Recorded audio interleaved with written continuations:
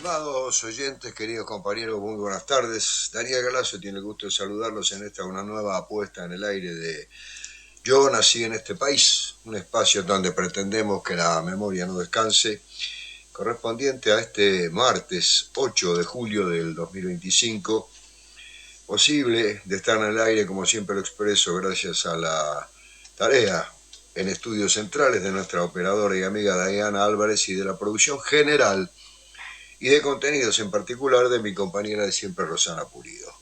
Vamos a dedicar el programa de hoy a una actividad muy particular que tuvo Rodolfo Walsh estando en Cuba, cuando trabajaba en la agencia Prensa Latina junto a García Márquez y a Massetti, en esta tarea criptográfica que permitió anticipar, gracias a su investigación y a su tarea intelectual, descifrando criptográficamente códigos que venían de Guatemala, decía que permitió anticipar la invasión a Bahía de Cochinos. En la mañana del 16 de noviembre de 1959, Truman Capote estaba hojeando el New York Times cuando se detuvo en la página 39 a leer un despacho de la agencia United Press International, la UPI, en Holcomb, Kansas, que llevaba por título Asesinado rico agricultor y tres familiares. Capote había estado buscando ideas para transformar el periodismo en un arte literario serio, la novela sin ficción o novela verídica, y este crimen en Holcomb le pareció la oportunidad perfecta para llevar a cabo su objetivo. El resultado fue, como ya todos lo conocen, su célebre libro A Sangre Fría. 3 años antes, la noche del 9 de junio de 1956, Rodolfo Walsh, un joven escritor de La Plata, estaba jugando ajedrez en el club Capa Blanca cuando los sonidos de explosiones y tiroteos interrumpieron su juego. El ruido venía de la Plaza San Martín, el sitio de batalla más importante de una fracasada insurrección militar en favor de Juan Domingo Perón y contra el gobierno de Pedro Eugenio Aramburu. Esa noche, según Walsh se enteró más tarde, la policía fusiló a un grupo de civiles en un basurero de la ciudad, de los cuales 5 murieron, 1 resultó malherido y 5 más escaparon milagrosamente. La policía había arrestado a los 11 hombres mientras escuchaban una pelea de box por radio en la casa de otro hombre que supuestamente estaba involucrado en la insurrección. Durante algún tiempo Walsh pensó que podía olvidarse del incidente y continuar escribiendo cuentos policíacos. Sin embargo, 6 meses después, el 18 de diciembre, un amigo le contó la historia de Juan Carlos Libraga, una víctima del fusilamiento clandestino allá en José León Suárez, que había recibido un impacto de bala en la cara, pero que sobrevivió. Poco de tiempo después, Walsh comenzó a publicar artículos en la prensa opositora acerca del caso. Buscó a otros sobrevivientes, se cambió de nombre, compró un revólver y se ocultó en 2 escondites. Su novela verídica de este episodio narrado, Operación Masacre, fue publicada por primera vez en diciembre del 1957, 8 años antes que A Sangre Fría. Hoy, tanto a Capote como a Walsh se les considera en sus respectivos países iniciadores de la novela verídica, novela testimonio, como se le conoce entre los estudiosos de la literatura en América Latina. De hecho, ninguno de los 2 escritores inventó esta forma artística, a pesar de que ambos influyeron en su desarrollo. Sin embargo, a diferencia de Truman Capote, Walsh no intentaba crear conscientemente un nuevo género literario cuando escribió Operación Masacre. Escribió el libro por indignación, para denunciar un crimen no registrado por la gran prensa y para servir a la justicia. Investigué y relaté estos hechos tremendos, escribió Walsh, para darlos a conocer en la forma más amplia, para que inspiren espanto, para que no puedan jamás volver a repetirse.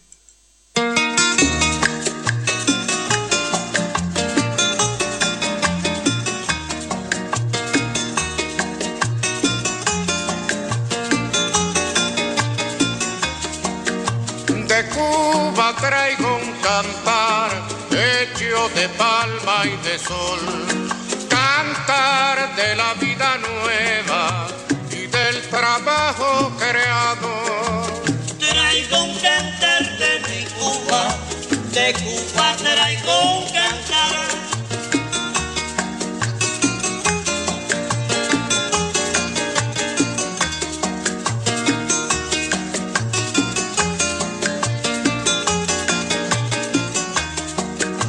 De Cuba traigo un cantar para el ensueño mejor, cantar para la esperanza, para la luz y el amor. Traigo un cantar de mi Cuba, de Cuba traigo un cantar.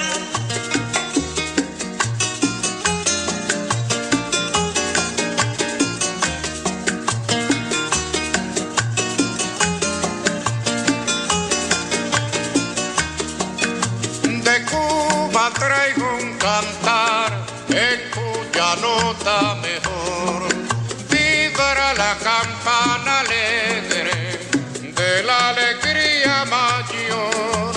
Traigo un cantar de mi Cuba, de Cuba traigo un cantar.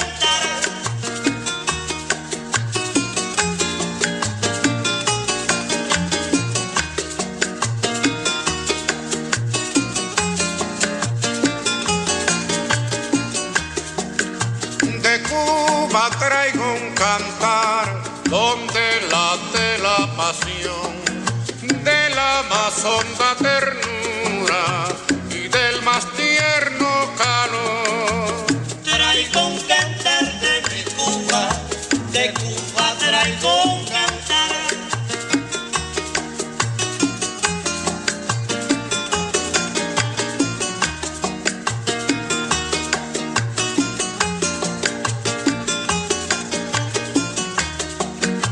De Cuba traigo un cantar para tu dulce candor, para decirte hasta luego con esta dulce canción. Traigo un cantar de mi Cuba, de Cuba traigo un cantar.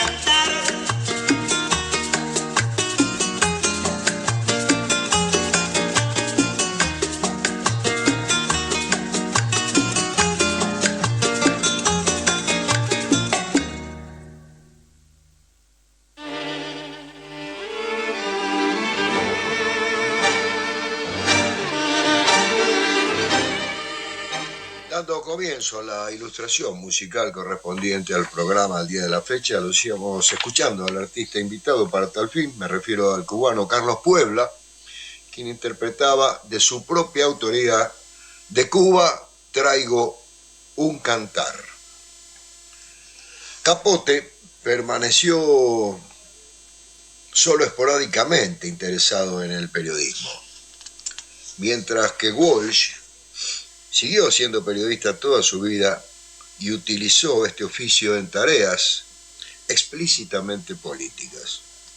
Su obra ha crecido en influencia en el periodismo latinoamericano contemporáneo porque ejemplifica un desafío clave que enfrentan los periodistas independientes de la región: la necesidad de superar el silencio de la gran prensa, ya sea por miedo o colusión, acerca de los crímenes cometidos por los aparatos del Estado. El libro de Walsh se convirtió en uno de los primeros ejemplos contemporáneos mayores de lo que puede llamarse el nuevo periodismo latinoamericano. Este informal movimiento literario y periodístico denunció crímenes de Estado que no fueron registrados por la gran prensa de la región e influyó en el desarrollo del periodismo independiente contemporáneo de América Latina. Relato de un náufrago de 1955 de Gabriel García Márquez, por ejemplo, denunció a la Marina colombiana por la muerte de un grupo de hombres que cayeron de un buque de guerra al mar debido a que había a bordo un contrabando mal asegurado. Otros ejemplos de este género incluyen La noche de Tlatelolco, editado en 1971, de Elena Poniatowska, una crónica de la matanza de cientos de estudiantes en la Ciudad de México en manos del ejército en 1968. Araceli, otra obra de 1979 de Carlos Alberto Lupi, una denuncia del encubrimiento de los secuestros y asesinatos de muchachas a manos de magnates locales en la ciudad brasileña de Victoria, y Recuerdo de la muerte, editado en 1984, de Miguel Bonazo, una novela de misterio acerca de las actividades internacionales de los operativos militares argentinos durante la llamada Guerra Sucia. La preparación de la invasión de Bahía de Cochinos, pergeñada por los Estados Unidos, por la CIA, entró en su etapa final durante marzo de 1961, cuando mantenía a los oficiales de la estación de la CIA en Guatemala implicados en un febril tránsito de cables cifrados hacia y desde Estados Unidos, sin imaginar que uno de esos informes sobre el entrenamiento de la brigada invasora en el país centroamericano alertaría a la dirección cubana sobre peculiaridades de la agresión misma. No obstante, el rompimiento del secreto de los planes de la invasión no se logró precisamente por los servicios de seguridad cubanos, y sí obedeció a la conjunción de la casualidad, la perseverancia y el extraordinario talento de Rodolfo Walsh, quien ese entonces contaba con 32 años y quien desde 1960 laboraba como jefe de servicios especiales de la agencia Prensa Latina en La Habana, donde compartía sus labores en la redacción con otro joven, para entonces recién iniciado en el periodismo, Gabriel García Márquez. Ricardo Massetti, también periodista argentino, fundó y dirigió la agencia latinoamericana Prensa Latina en 1959, por inspiración de Fidel Castro y de Ernesto Che Guevara, para romper el bloqueo informativo de la prensa occidental sobre la Revolución Cubana. En su afán de perfeccionar el trabajo de la agencia, el joven director estableció un sistemático seguimiento de la competencia, es decir, de las otras agencias internacionales occidentales, mediante el examen diario de decenas de rollos de papel con despachos noticiosos de los teletipos, que los recibían por onda de radio e imprimían en textos de forma inmediata, pues era la tecnología fundamental para las comunicaciones periodísticas de la época.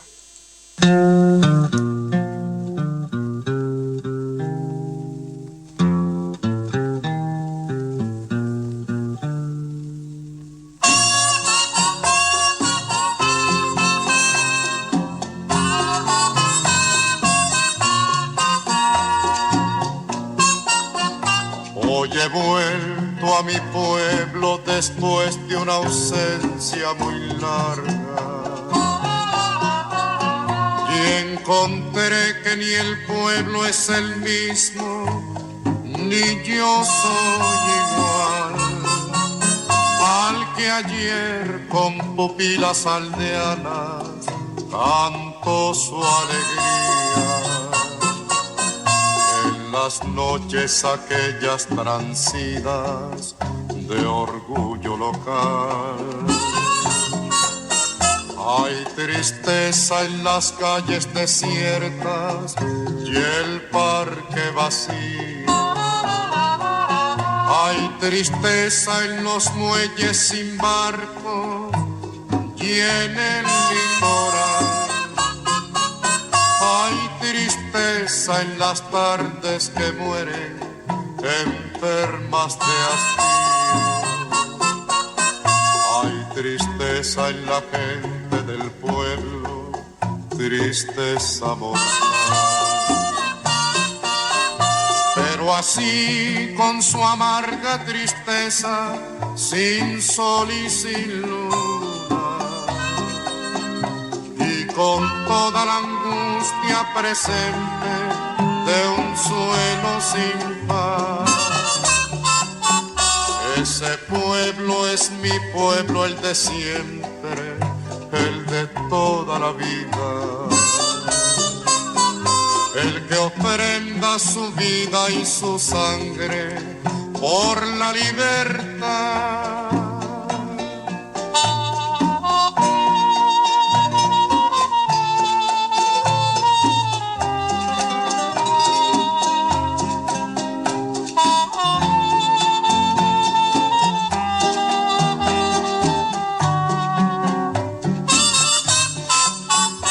Ese pueblo es mi pueblo, el de siempre, el de toda la vida, el que ofrenda su vida y su sangre por la libertad.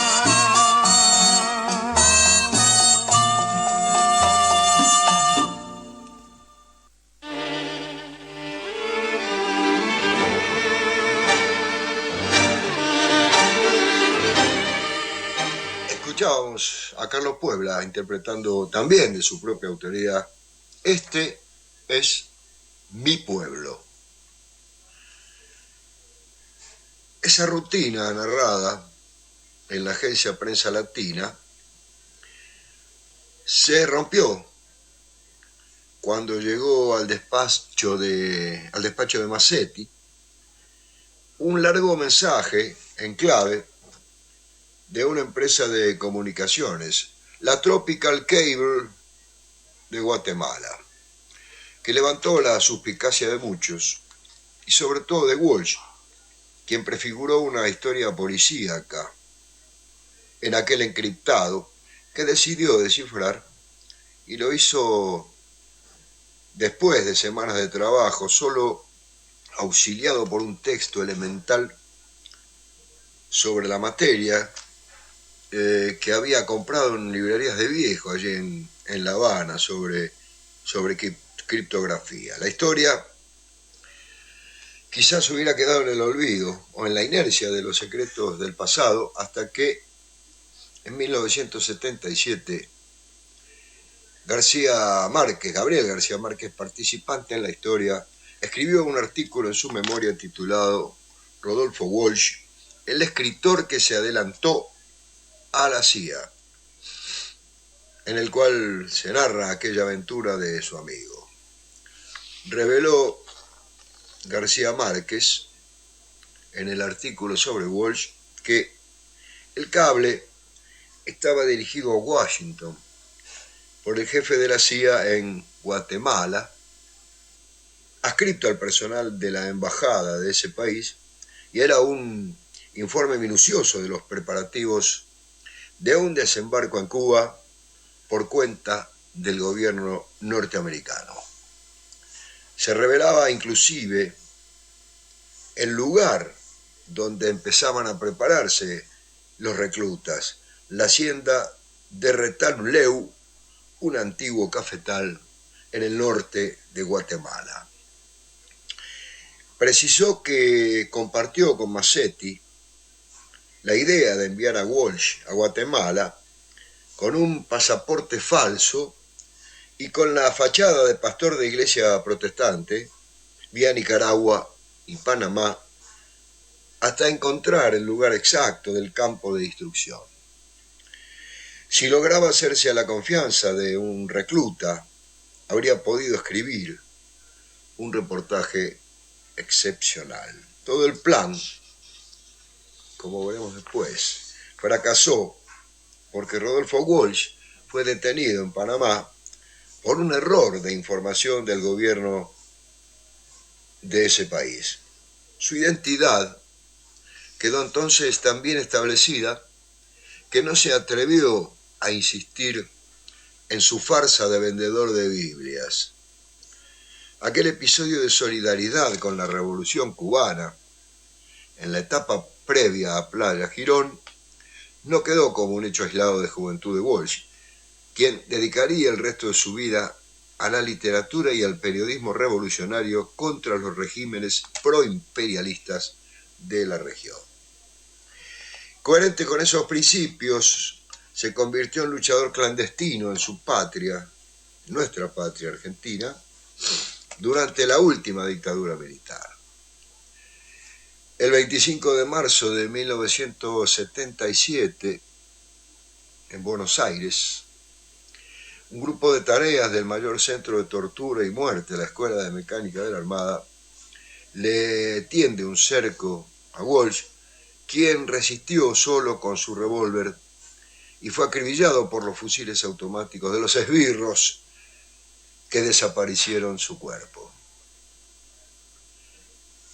Uno de los mejores recuerdos del periodista es la forma en que el gobierno revolucionario de Cuba se enteró con varios meses de anticipación de cómo y dónde se estaban adiestrando las tropas que habrían de desembarcar en la bahía de Cochinos.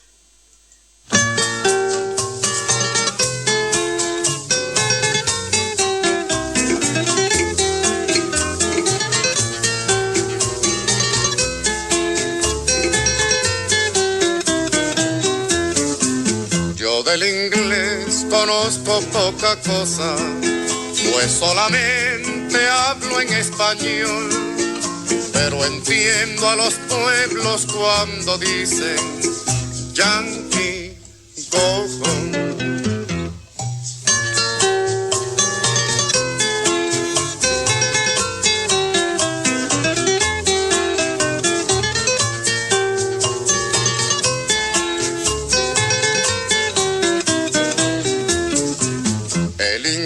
Que yo tengo es muy escaso, es un inglés de mister y jalón, pero entiendo a los pueblos cuando exigen Yankee, go home.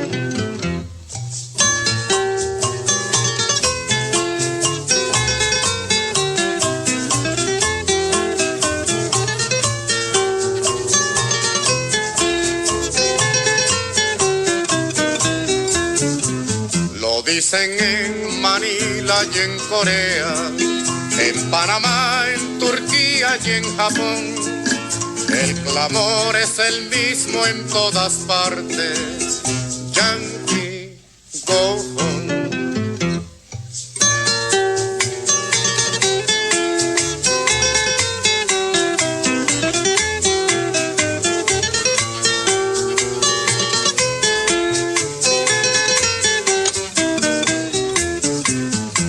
Este inglés me basta, aunque precario, para gritar con fuerza y con razón y con criterio revolucionario. Yankee, go home.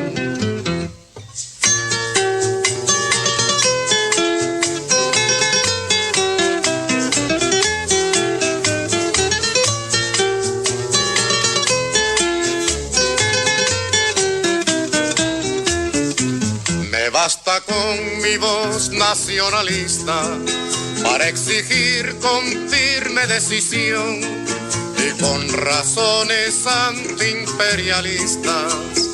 Yankee, go home.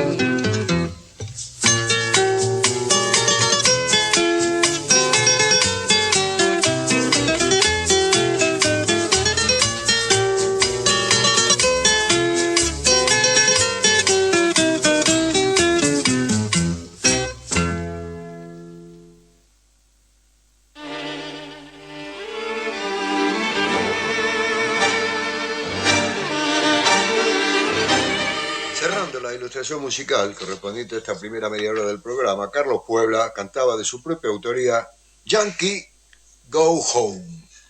Con esto nos vamos a ir a la tanda institucional de la radio para regresar seguidamente, así encarar la última media hora de Yo Nací en este país, un espacio donde pretendemos que la memoria no descanse. Ya regresamos. Aquí estamos nuevamente después de la tanda institucional para encarar la última media hora de Yo Nací en este país, correspondiente a este martes 8 de julio del 2025 y dedicado a Rodolfo Walsh y su actividad criptográfica, si se me permite la calificación, en Cuba, que permitió con anterioridad a que el suceso ocurriese saber los planes de la invasión yanqui vía Guatemala a Bahía de Cochinos. La primera noticia se conoció en la oficina central de Prensa Latina en La Habana, donde yo trabajaba en diciembre de 1960, dice Gabriel García Márquez, y se debió a una casualidad casi inverosímil. Jorge Ricardo Massetti, el director general, cuya obsesión dominante era hacer de Prensa Latina una agencia mejor que todas las demás, tanto capitalistas como comunistas, había instalado una sala especial de teletipos solo para captar y luego analizar en junta de redacción el material diario de los servicios de prensa del mundo entero. Dedicaba muchas horas a escudriñar, a estudiar, a investigar los larguísimos rollos de noticias que se acomodaban sin cesar en su mesa de trabajo. Evaluaba el torrente de información, tantas veces repetido por tantos criterios e intereses que los rodeaban, es decir, intereses contrapuestos en los despachos de las distintas agencias, y por último los comparaba con nuestros propios servicios. Una noche, nunca se supo cómo, continúa diciendo Gabriel García Márquez, se encontró con un rollo que no era de noticias, sino del tráfico comercial de la Tropical Cable, filial de la All American Cable en Guatemala. En medio de los mensajes personales había uno muy largo y denso y escrito en una clave intrincada. Rodolfo Walsh, quien además de ser un muy buen periodista, había publicado varios libros de cuentos policíacos existentes, dice García Márquez, se empeñó en descifrar aquel cable con la ayuda de unos manuales de criptografía que compró en alguna librería de viejo de La Habana. Lo consiguió al cabo de muchas noches insomnes, y lo que encontró dentro no solo fue emocionante como noticia, sino un informe providencial para el gobierno revolucionario. El cable estaba dirigido a Washington por un funcionario de la CIA, como ya lo dijésemos, adscripto al personal de la Embajada de los Estados Unidos en Guatemala, y era un informe minucioso de los preparativos de un desembarco armado en Cuba por cuenta del gobierno norteamericano. Se revelaba inclusive el lugar donde iban a prepararse los reclutas, la hacienda de Retaluleu, un antiguo cafetal, como ya también lo expresáramos, situado en el norte de Guatemala.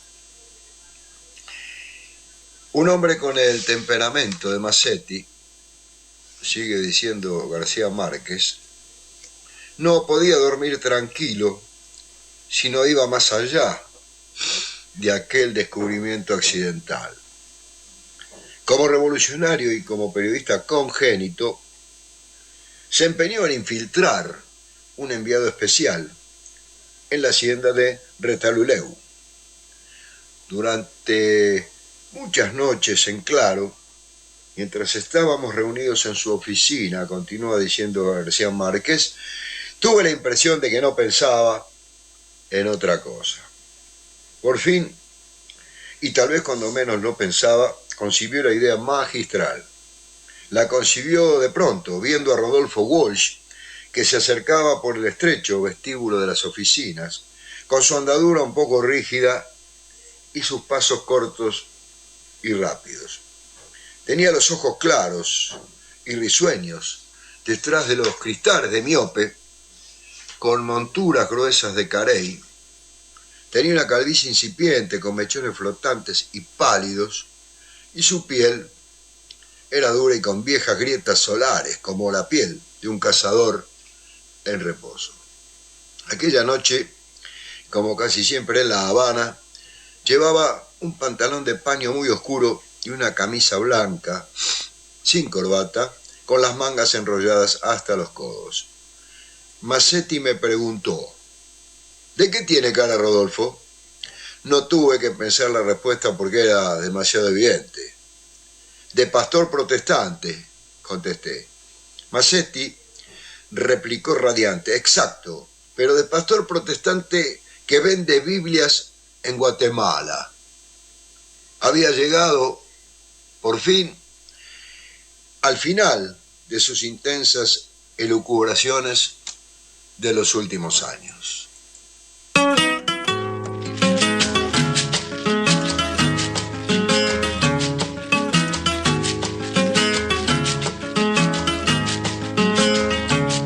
El socialismo demuestra con su justicia ejemplar que distinto es trabajar cuando la fábrica es nuestra. Así trabajar si es bueno y se goza trabajando sin tener que estar sudando por intereses ajenos. Siempre adelante, compañeros. Siempre adelante, compañeros.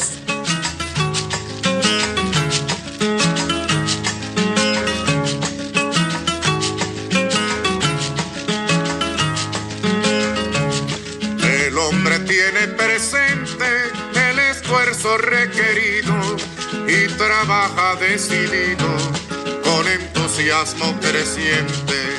Trabaja con libertad, trabaja con patriotismo, trabaja para sí mismo y para la humanidad. Siempre adelante, compañeros. Siempre adelante, compañeros.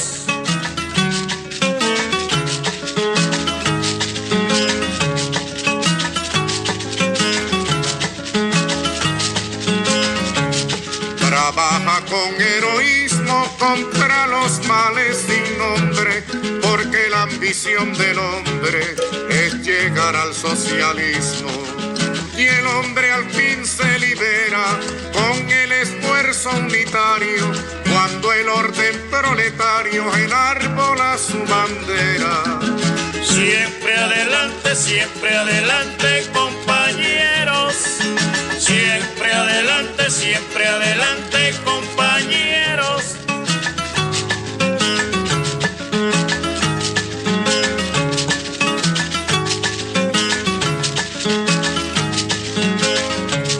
Vamos en son de conquista con la planificación. Vamos a la construcción de la patria socialista. Vamos al sol verdadero, sin miedo al imperialismo. Vamos hacia el socialismo, adelante, compañeros. Siempre adelante, compañeros. Siempre adelante, compañeros.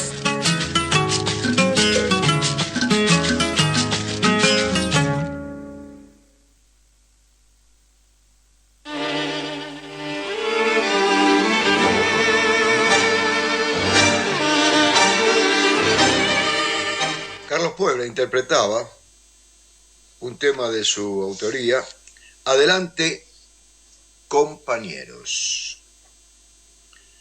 Como descendiente directo de irlandeses, Rodolfo Walsh era además un bilingüe perfecto. De modo que el plan de Massetti tenía muy pocas posibilidades de fracasar. Se trataba de que Rodolfo Walsh viajara al día siguiente a Panamá y desde allí pasara a Nicaragua y Guatemala con un vestido negro y un cuello blanco volteado, predicando los desastres del Apocalipsis que conocía de memoria y vendiendo Biblias de puerta en puerta hasta encontrar el lugar exacto del campo de instrucción donde se formaban los contrarrevolucionarios que irían a invadir Cuba en Bahía de Cochinos. Dice García Márquez, si lograba hacerse a la confianza de un recluta, habría podido escribir un reportaje excepcional. Todo el plan previsto fracasó porque Rodolfo Walsh fue detenido en Panamá por un error de información del gobierno panameño. Su identidad quedó entonces tan bien establecida que no se atrevió a insistir en su farsa de vendedor de Biblias. Massetti, sigue diciendo García Márquez, no se resignó nunca a la idea de que las agencias yanquis tuvieran corresponsales propios en Retalhuleu, mientras que prensa latina debía conformarse con seguir descifrando los cables secretos. Poco antes del desembarco, él y yo, dice Gabriel García Márquez, viajábamos a Lima desde México y tuvimos que hacer una escala imprevista para cambiar de avión en Guatemala. En el sofocante y sucio aeropuerto de La Aurora, tomando cerveza helada bajo los oxidados ventiladores de aspas de aquellos tiempos, atormentado por el zumbido de las moscas y los efluvios de frituras rancias de la cocina, Massetti no tuvo un instante de sosiego. Estaba empeñado en que alquiláramos un coche, nos escapáramos del aeropuerto y nos fuésemos sin más vueltas a escribir el reportaje grande de Retalhuleu. Ya entonces le conocía bastante para saber que era un hombre de inspiraciones brillantes e impulsos audaces, pero que al mismo tiempo era muy sensible a la crítica razonable. Aquella vez, como en algunas otras, logré disuadirle. Está bien, che, me dijo, convencido a la fuerza. Ya me volviste a joder con tu sentido común. Y luego, respirando por la herida, me dijo por milésima vez, eres un liberalito tranquilo.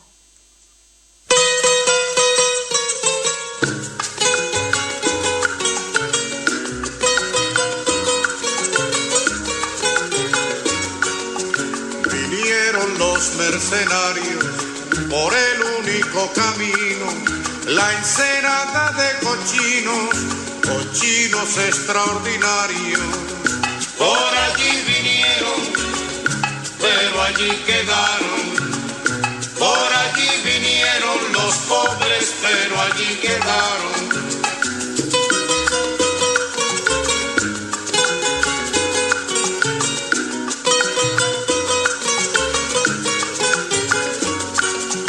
Por ese lugar vinieron, por allí desembarcaron, pero allí mismo quedaron los pocos que se atrevieron. Por allí vinieron, pero allí quedaron. Por allí vinieron los pobres, pero allí quedaron.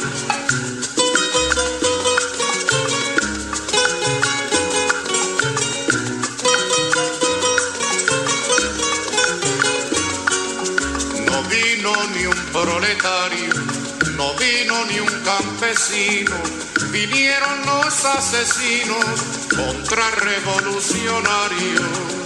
Por allí vinieron, pero allí quedaron. Por allí vinieron los pobres, pero allí quedaron.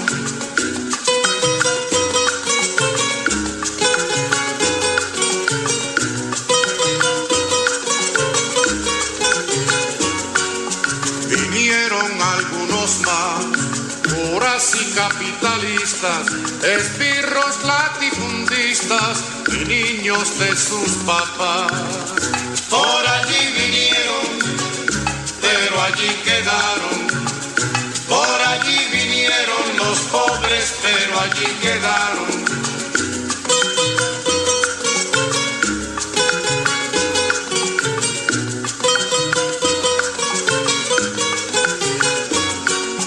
Vinieron con un criterio de turista americano, pero aquí los milicianos los esperaban en serio. Por allí vinieron, pero allí quedaron. Por allí vinieron los pobres, pero allí quedaron.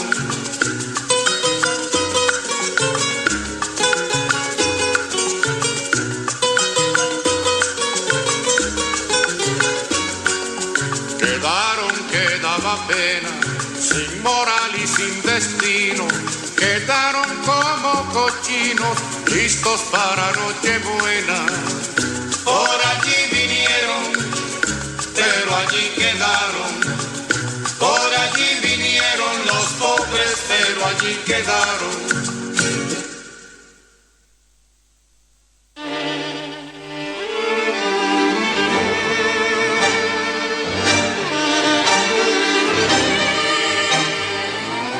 Puebla le puso música y letra a esta cuestión de Bahía de Cochinos, por eso escuchábamos Por allí vinieron en su interpretación. En todo caso, sigue diciendo Gabriel García Márquez, como el avión demoraba, le propuse a Massetti una aventura de conciliación que él aceptó encantado. Escribimos a cuatro manos un relato pormenorizado con base en las tantas verdades que conocíamos por los mensajes cifrados, pero haciendo creer que era una información obtenida por nosotros sobre el terreno al cabo de un viaje clandestino por el país. Massetti escribía muerto de risa, enriqueciendo la realidad con detalles fantásticos que iba inventando al calor de la escritura. Un soldado indio, descalzo y escuálido, pero con un casco alemán y un fusil de la Guerra Mundial, dice García Márquez, cabeceaba junto al buzón de correos sin apartar de nosotros su mirada abismal. Más allá, en un parquecito de palmeras tristes, había un fotógrafo de cámara de cajón y manga negra, de aquellos que sacaban retratos instantáneos con un pasaje idílico de lagos y cisnes en el telón de fondo. Cuando terminamos de escribir el relato, agregamos unas cuantas diatribas personales que nos salieron del alma. Firmamos con nuestros nombres reales y nuestros títulos de prensa, y luego nos hicimos tomar unas fotos testimoniales, pero no con el fondo de cisnes, sino frente al volcán acesante e inconfundible que dominaba el horizonte al atardecer. Una copia de esa foto existe, dice García Márquez, la tiene la viuda de Massetti en La Habana. Al final metimos los papeles y la foto en un sobre dirigido al señor general Miguel Irígoras Fuentes, presidente de la República de Guatemala, y en una fracción de segundo en que el soldado de guardia se dejó vencer por la modorra de la siesta, echamos la carta al buzón. Alguien había dicho en público, por esos días, continúa diciendo García Márquez, que el general Idígoras Fuentes era un anciano inservible. Y él había aparecido en la televisión vestido de atleta a los 69 años y había hecho maromas en la barra y levantado pesas y hasta revelado algunas hazañas íntimas de su virilidad para demostrarles a sus televidentes que todavía era un militar entero. En nuestra carta, por supuesto, no faltó una felicitación especial por su ridiculez exquisita. Massetti estaba radiante, dice García Márquez.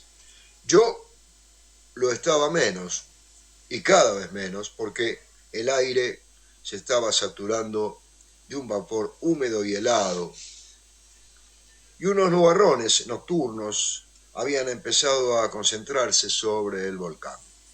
Entonces me pregunté espantado qué sería de nosotros si se desataba una tormenta imprevista y se cancelaba el vuelo hasta el día siguiente, y el general Idígoras Fuentes recibía la carta con nuestros retratos antes de que nosotros hubiéramos salido de Guatemala.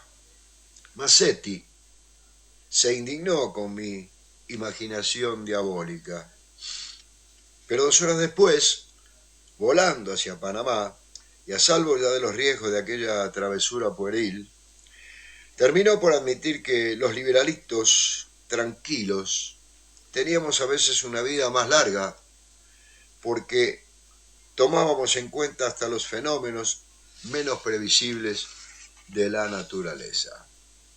Al cabo de 21 años, cierra García Márquez, lo único que me inquieta de aquel día inolvidable es no haber sabido nunca si el general Idígoras Fuentes recibió nuestra carta al día siguiente como la habíamos previsto durante el éxtasis metafísico.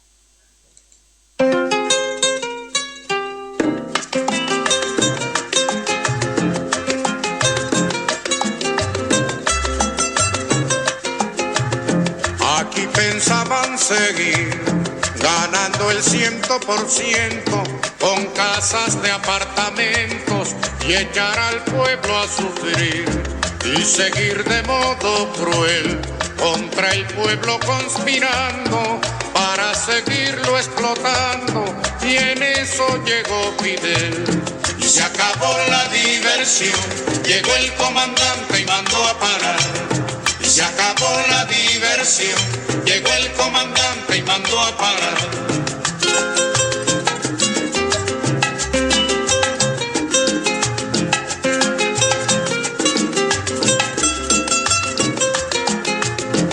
Aquí pensaban seguir tragando y tragando tierra, sin sospechar que en la sierra se alumbraba el porvenir, y seguir de modo cruel la costumbre del delito, hacer de Cuba un garito, y en eso llegó Fidel. Y se acabó la diversión, llegó el comandante y mandó a parar. Y se acabó la diversión, llegó el comandante y mandó a parar.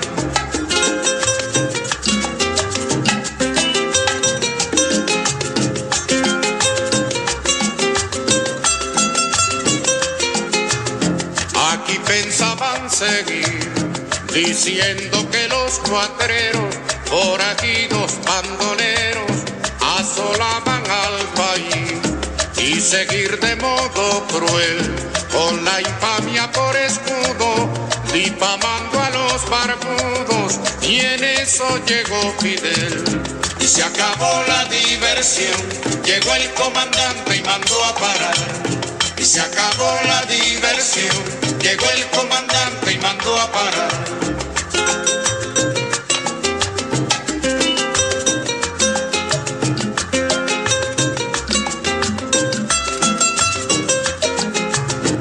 Aquí pensaban seguir jugando a la democracia, y el pueblo que en su desgracia se acabara de morir, y seguir de modo cruel sin cuidarse ni la forma con el robo como norma, y en eso llegó Fidel. Y se acabó la diversión, llegó el comandante y mandó a parar. Y se acabó la diversión, llegó el comandante y mandó a parar.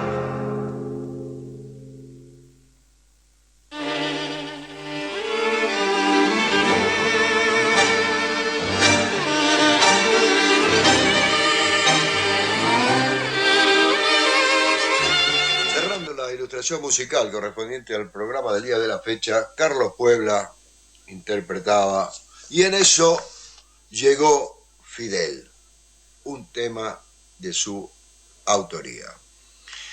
Algunos me preguntarán, quería decir esto antes de cerrar, o se preguntarán, ¿por qué uno recurre permanentemente a cosas que han pasado, si se tiene en cuenta lo que nos está pasando actualmente en Argentina? Bueno, la verdad es que, según mi leal saber y entender, estamos carentes de mística. Por eso nos pasa lo que nos pasa. Y cuando un movimiento de liberación no tiene mística, si cabe todavía calificar al peronismo como un movimiento de liberación nacional, los rumbos se van perdiendo. Por eso prefiero refugiarme, no como una nostalgia, sino para rescatar esa mística revolucionaria de quienes nos precedieron y que, teniendo en cuenta una tarea inconclusa, que es la de la liberación de nuestra patria, es allí, me parece, en donde debemos abrevar. De allí mi decisión de montar en cada programa un escenario, pero no solamente de recuerdo nostalgioso ni melancólico, sino para rescatar los valores que movieron a quienes nos precedieron, para un idéntico fin que todavía nos está esperando. Dicho esto, quiero despedirme hasta el próximo martes, si Dios quiere, cuando volvamos a poner en el aire un nuevo capítulo de Yo nací en este país, un espacio en donde pretendemos que la memoria no descanse. Patria o muerte, venceremos, más que nunca es la consigna. Gracias por su atención, será hasta el próximo martes a pasarla lo mejor posible